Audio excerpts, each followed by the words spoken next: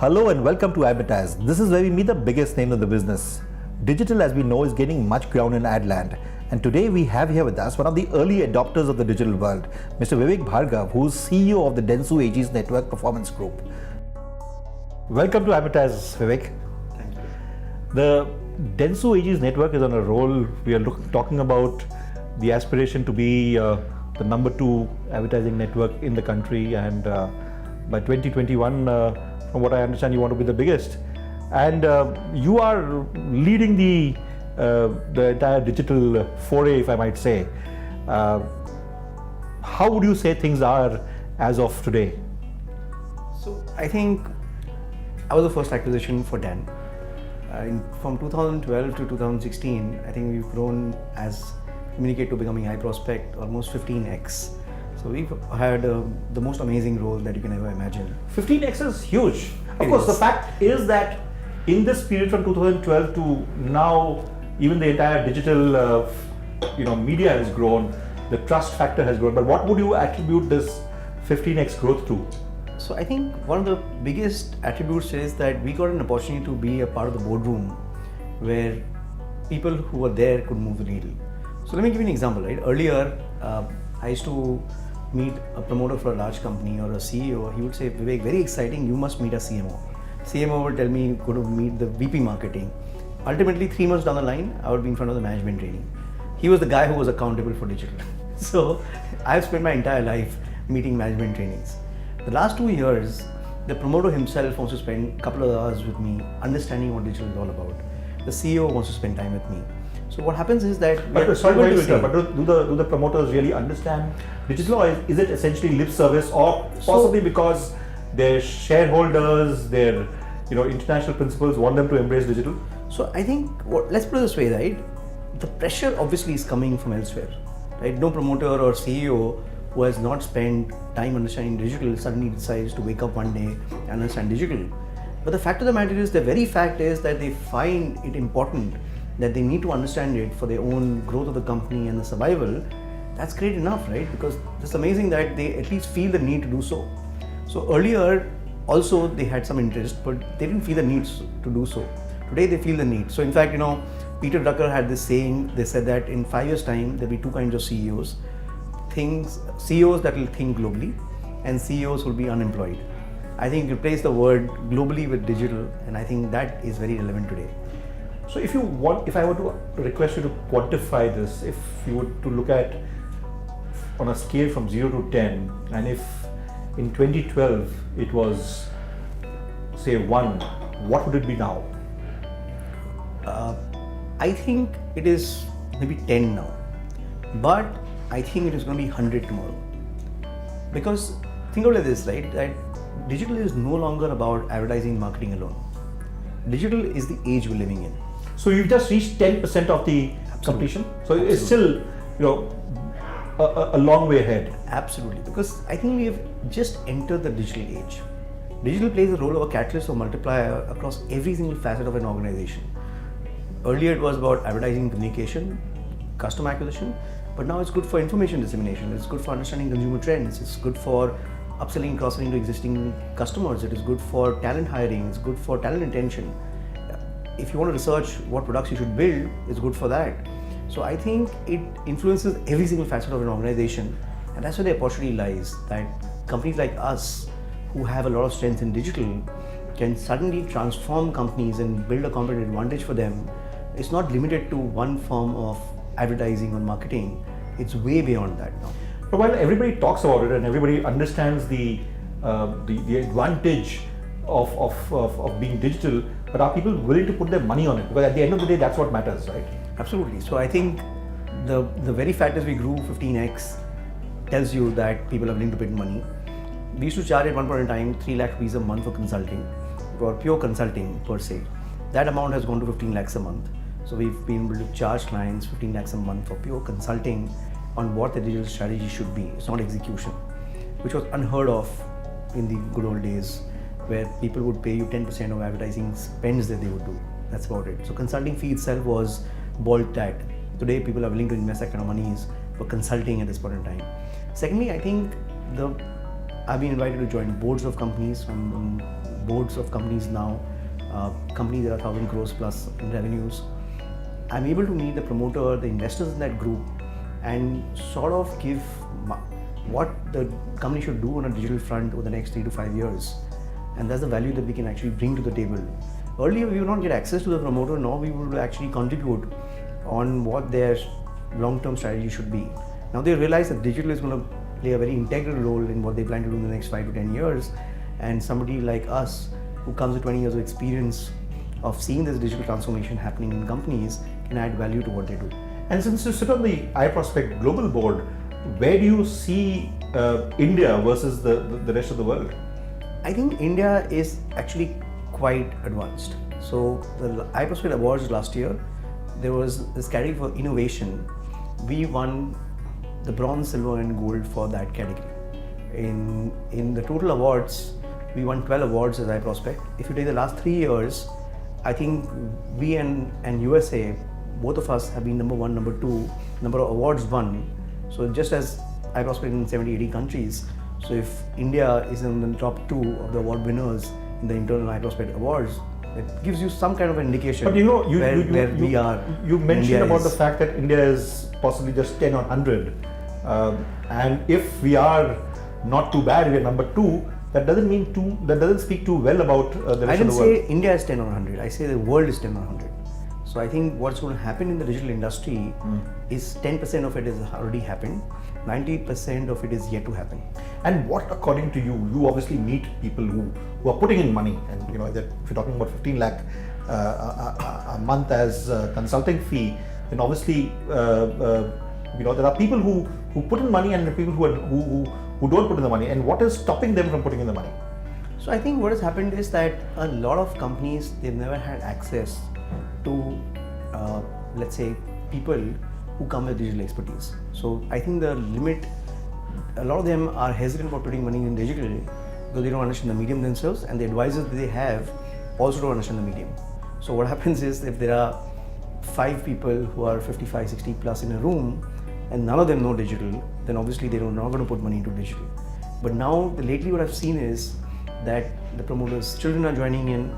I've had 3 meetings where the promoter's child, who was 27, 28 years old, I did a workshop for them, and now they're making me meet their parents of what the company should do on digital transformation.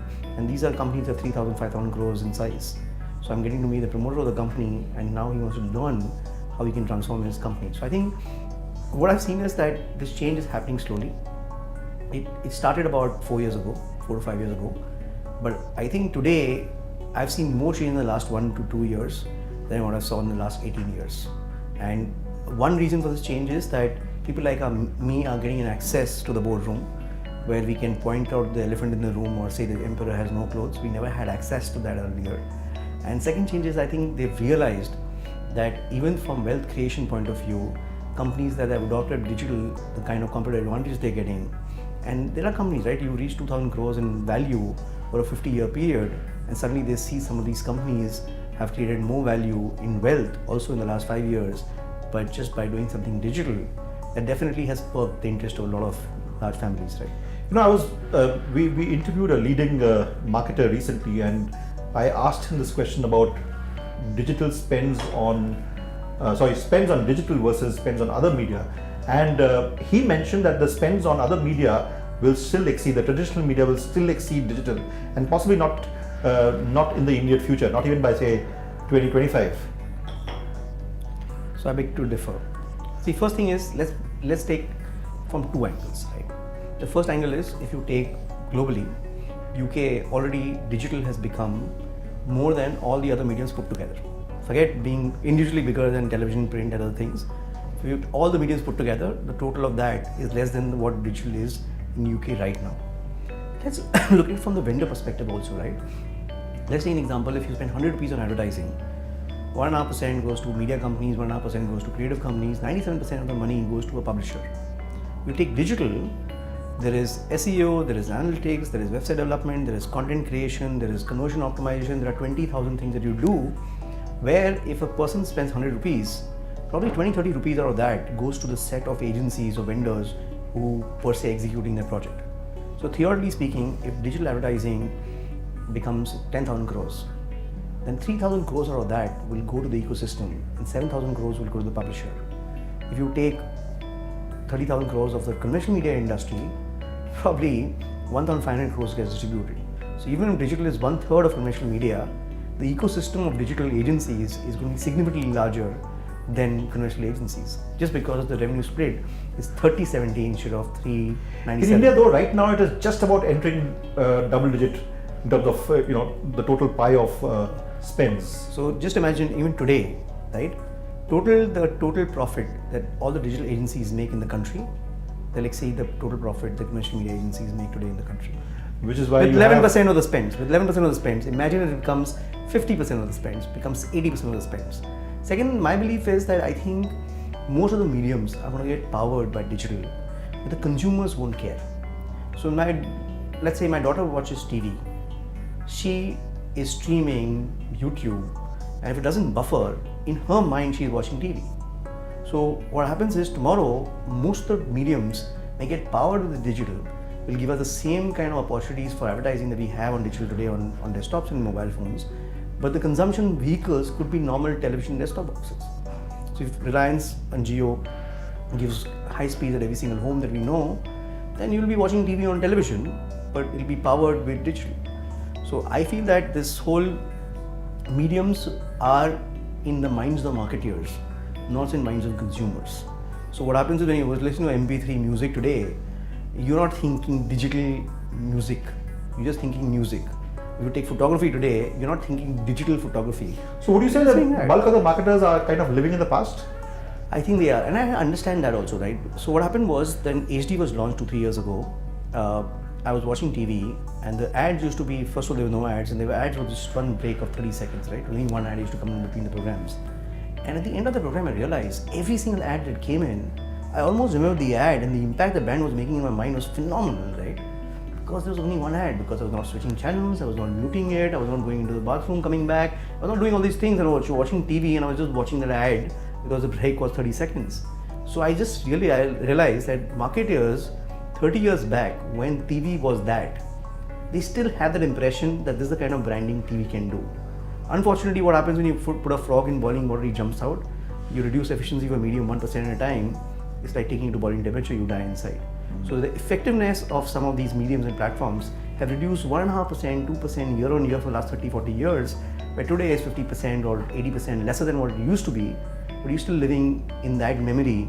And I saw that happen, right? In HD, when I saw the channel, I realized what the power of television must have been at one point in time. But that doesn't speak too well about the community of marketers as such. A lot needs to be done to educate them. I think it's also a vicious cycle. If you honestly ask me, right? Problem is, if every marketer suddenly becomes measurable on all the things that he does, it's challenging. Unfortunately, the digital part is that everything that he does is going to become very measurable. Do you think that marketers are possibly reluctant because they're going to be measured? I think there is that scare. If you honestly ask me, I think every single medium you should do zero budgeting every year, right? And includes digital, right? So what happens is mobile came and became more effective than some desktops. Social came and became slightly more effective at times than search. There are new things that are coming in which are becoming more and more effective. So what happens is a new thing comes in, it is more effective than something that we used in the past. It could be a digital thing. Like let's say we as iProspect, I think we missed a lot of opportunity in social because we are too fixated on performance in search. But just as, I'll get to iProspect in a minute, but just as marketers become more measurable, so do agencies and so do providers like yourself. Absolutely.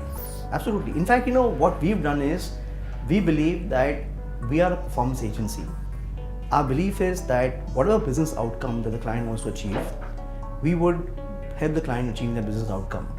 And that outcome must be measurable. So fact of the matter is that if it's a brand communication that you're talking about, then we should deliver brand communication more effectively and that should be measured. If it's customer acquisition that you're talking about, then that should be measured. So my belief is any business outcome that you want to achieve, if you have a measurement of achieving it, then we should be able to achieve that outcome most efficiently, and that's what I call performance. Performance does not mean lead generation or customer acquisition. Performance means helping clients achieve whatever business outcome they desire more efficiently than others. Moving on to what iProspect is doing, and you've obviously stated that the profit margins are huge in digital, and I guess that's one of the reasons why the Dentsu Aegis network is betting so big on digital. Is my assumption right? So I don't think profit margins are that huge. It's just that if 100 rupees was spent on media, larger share of that is spent on the ecosystem than on the publisher. But the challenge with digital also is that if I takes 10 hours to execute a 100 crore campaign in conventional mediums, it probably takes 1,000 hours to execute the same size campaign in digital. Because digital is not about creating an ad and forgetting about it and letting it run for 3 months. Here is about changing the ad on a daily basis, optimizing it, coming out with different segments that you can target, coming out with hundreds of segments and then seeing which 3 of them are working. So the efforts that you put into digital is significantly larger than you would put it into other mediums. So even though you may get 30% of the client's budget instead of 3%, your cost may remain the same, and that's the reason digital margins is not which is higher, but is the total share that we get of the wallet is going to be larger. Talk to us about how iProspect from Communicate 2, which started off in '97, to what iProspect did, and to now it becoming a much bigger entity, and of course you moved on to a larger role. But how has the Communicate 2 iProspect franchise been through these years? So I think we probably are the first agency who are probably surviving today. So I don't think any other agency has almost 20 years in the industry. So, and can I ask you for a 140 character key to that survival? Persistence. That's it. So I think we were wiped out twice. Once we were wiped out, almost went bankrupt in the .com bust time. 2008, 2009, 70-80% of my revenues came from banking, financial, insurance sector. Again, 2008, 2009, that collapse, we nearly got wiped out. If you compare to those two phases, how would you say is a post demonetization phase? Is it as bad as those, or is it not as bad? I think it's not even comparable. I think those phases, what happened was that first time every single thing went into a tailspin, right? In .com bust days, if you tell somebody that you're into digital or you're into anything to do with .com, yeah, nobody would touch you with a barge pole, right? And they would do it. Sorry to hear that. Right? Exactly, right? So, and that time what happened was that it took a long time for it to get back. It took a good 5-7 years before it could actually come back on its feet. As far as 2008, 2009 goes, actually, you know what, that was a blessing in disguise. I'll tell you what happened. In 2008, 2009, everybody lost budgets. So the only thing they could do was they could do digital. When they did digital, keeping the same service they had done in the past, they suddenly saw effectiveness and ROI that they had never imagined that digital could deliver. And because of that, what happened was they never went back to conventional mediums in the same vengeance as earlier. So when they got budgets, they increased their budgets on digital. So in the long run, that 2008, 2009 actually became the best blessing in disguise for the digital medium, because every single person was forced to sort of experiment with the medium. So all this care about demonetization is all poppycock, is it? So I'm probably living in a different world as far as digital is concerned. Because we've always dealt with digital audiences, they've obviously taken it to fish like taking to water. I think a lot of rural economy, I was talking to a friend of mine who deals with about 22,000 farmers, but he digitized them 3 years ago. So they are getting a huge benefit today of the digitization. See, there is a parallel economy, right? The fact of the matter is that if we can digitize the country, the benefits are phenomenal. At the end of the day, if you take the entire organized market of the country, right, they are the ones who advertise. They always had this big disadvantage over the unorganized market of the country, because the unorganized market was not paying taxes, was not showing income, it was running a parallel economy. So they had this 20-25% leverage over the organized market. They could never compete with them, and organized market could not compete with them. Now they're going to get on the same level playing field. So what's going to happen is this is going to bring a lot of benefits and efficiencies into the organized market, and our market will also have to become more efficient. So the people who advertise are the guys in the organized market. If they get a competitive value of the offering and let's say the same advantage as the unorganized market gets, they'll advertise more. I think the whole economy is going to grow because the organized market now has a level playing field. So going forward, as we look at the Dentsu Aegis network and the entire, all the digital forays, what, according to you, can we expect in, I know to ask for a 5-year window is impractical, but if you look at a 1 or 2 year window, what can one expect? So broadly, from a strategy perspective, I think there are a lot of investments we're making in certain areas which I feel are going to be very relevant. The first investment we're making a lot is in data.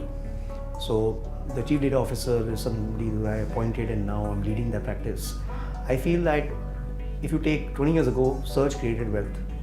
Last 10 years, storage created wealth. The next 10 years, wealth is going to get created in data.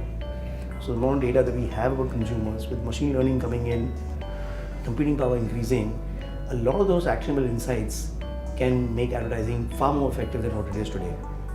And data is going to play the key role in that. So we're making a lot of investments in data as Dentsu Aegis network. Secondly, I feel that machine learning and artificial intelligence and exponential technologies such as these are going to play a very, very key role in advertising.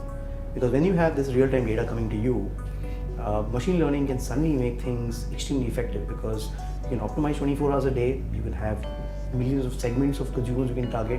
Based on the behavior of these segments, you can then make your advertising more and more effective towards them. Even like machine writing today, machine writing can become better than 90% of journalists today as we speak. So what happens is that machines probably will be writing articles tomorrow based on... But they won't be able to ask you all the naughty questions like I do. They cannot. Huh? That's the reason that some of us will still have jobs. Right. At a personal level, you've been one of the early entrants in the business from '97, and you've survived and you've thrived. What is going to give you the next big high? So I think you've obviously you've even after your earnout, you are working with the Dentsu Aegis network. So I presume you are it's kind of taking care of all your aspirations and your personal satisfaction. What according to you will give you a high? So when I was going through this Swayamvar of selling my company, you take this garden, you go and meet different networks. I think one of the main reasons why Dentsu Aegis network was on the top of the list was that even today, if you take the top 10 people in the world in Dan, 5 of them are entrepreneurs who sold their companies to Dan, and they stuck around after that. So Dentsu Aegis network is not run by accountants. So it's, in a way, entrepreneurs play the role, right? They are the ones who are leading the network at this point in time. They have the ability to then give the freedom that the entrepreneurs require, give them an opportunity to do things that they haven't done before, and they are able to sort of give them a free hand to use their own judgment in building business models and companies. So the reason why we were to grow 15x, because in a way, Ashish gave us the freedom to do so. If probably I was a part of another group, I'm sure I would have not had this kind of growth. So I think it takes a lot of, it takes a different kind of leadership to give entrepreneurs the ability to sort of deliver and then stick around thereafter. So I think very few networks in the world have number of entrepreneurs sticking back. Almost 50% of management is stuck back, which is not the case with any other group. So I'm excited about a lot of things. One is I'm excited about doing acquisitions, which will give us a huge competitive advantage. So it's something in the role that I'm playing. Globally, being a part of the product development team and the global board, what we plan to do in the next 5 years, 10 years in iProspect, having the ability to sort of play a role in guiding the strategy gives me a lot of excitement. I think the third thing that gives me an excitement is to sort of get some of the technologies and practices from other parts of the world into India. I think one of the places where I feel there is a huge opportunity for us is we've done some wonderful work and built wonderful technologies in different parts of the world which are very isolated in that country. So we've solved a big problem for a big client in that country, but that has not been replicated across other countries. So I'm actually now looking at how I can bring some of these technologies into India and use the technology solving problems that exist in India, but sort of tweak them towards Indian conditions. And how's your table tennis going? Does that give you more excitement, or does work give you more excitement? So you know what? I went for the World Championship in Spain 6 months ago, and it was 7 days of table tennis every day, 6-7 hours a day. And at the end of that period, I realized that I love table tennis, but I only love it an hour and a half in a day. Anything beyond that is boring. So it's like I know of an entrepreneur who sold his company and wanted to leave. So he was told that, so what are you going to do? This was a part of Dan. So he said, I'm going to play golf. So this guy told him that when you're done playing golf, give me a call. 6 months down the line, he gave a call back.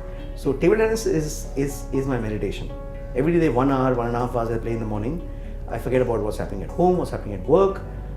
But after that period, right, my day job is what gives me the most amount of excitement. When I play table tennis for more than an hour, which I played in the World Championship, it gets boring. On that note, Vivek, thank you for being on Advertise and all the very best.